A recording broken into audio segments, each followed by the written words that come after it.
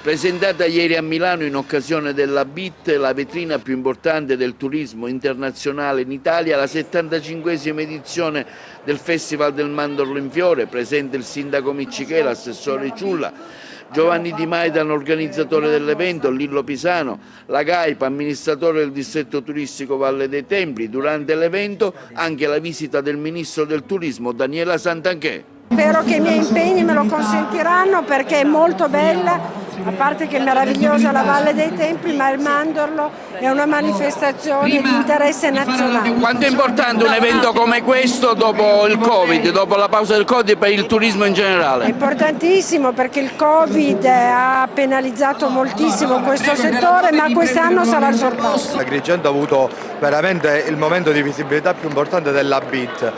Mentre c'era la presentazione della festa di Mandorlo in Fiore è arrivato il ministro che ha dato veramente anche un segnale importante alla nostra città e alla nostra regione, ma soprattutto Agrigento non è solo Mandorlo in Fiore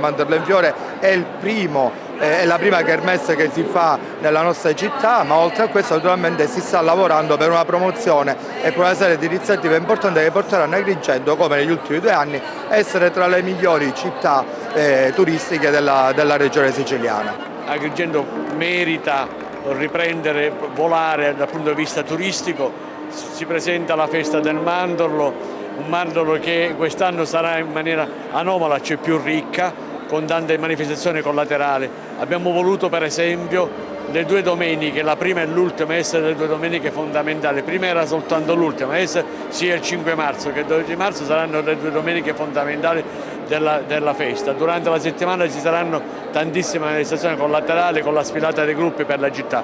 Abbiamo anche spostato la fiaccolata che di solito si faceva il mercoledì sera, l'abbiamo fatto il venerdì sera, proprio per far sì che il turista può restare ad Agrigento, cioè cogliere quel weekend e vedere un po' le parti salenti della festa. Abbiamo presentato quelle che sono le nostre attività, tra le quali il Mandorlo in Fiore, sicuramente la principale attrazione di quest'anno sicuramente è che è stata per eccellenza, siamo alla 75esima edizione, è stata per eccellenza ed è per eccellenza la manifestazione più importante e una delle più importanti tra le manifestazioni in Sicilia, quindi un grande risultato per Agrigento, diciamo la presenza, ma sicuramente il risultato sarà quello di sapere poter avvicinare i turisti nazionali ma anche internazionali. C'è un interesse straordinario attorno ad Agrigento, attorno al Mandorlo in Fiore e a tutti i messaggi di pace e di fratellanza che con sé la manifestazione porta. Siamo molto contenti.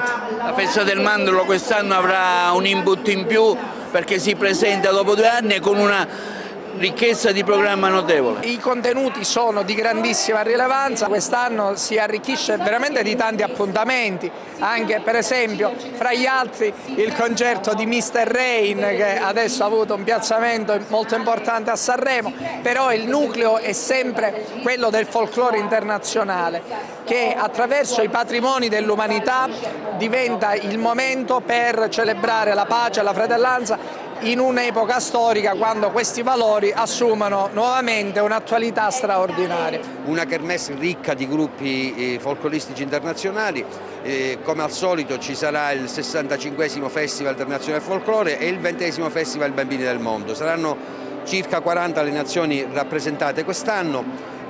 Abbiamo